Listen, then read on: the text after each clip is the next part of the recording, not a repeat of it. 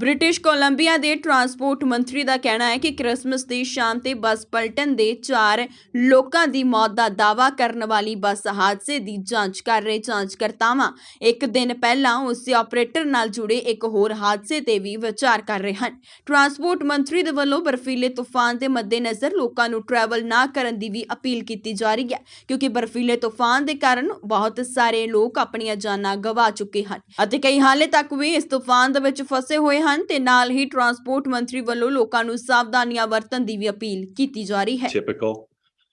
We asked drivers throughout British Columbia in advance of the snow if they absolutely had to drive to prepare their vehicles, making sure that they had proper winter tires and equipment, food, warm clothing in case they were involved in going off the road or being delayed or stalled.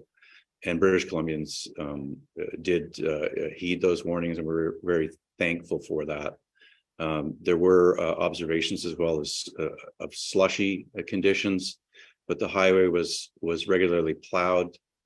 During the day, it had chemical applications, abrasives applied, and salt was applied by a crew that had been working around the clock in different shifts with a full deployment of equipment on the day. And that was our regular source of updates and information, with a full deployment of crew and equipment. And they were working hard all day on the road and advising the ministry about road conditions, which then informs the kinds of advisories we provide to the public and regularly update things like Drive BC. And I referred to the digital overhead readers that are on each end entering the highway that also issued precautions about driving slow and driving to condition.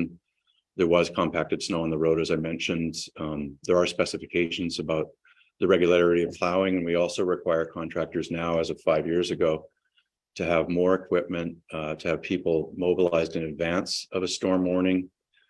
That all occurred to apply de-icing treatment prior to the storm arriving, which also occurred in terms of preparing the roads. And I don't know if Steve Sirrett from the ministry has anything to add with those impacted by the crash. They have the phone number for family members to inquire about where their loved ones or relatives are and whether they've been discharged from hospital. I know that there were some updates both yesterday and earlier today, I believe, about the number of people who have recovered from their injuries.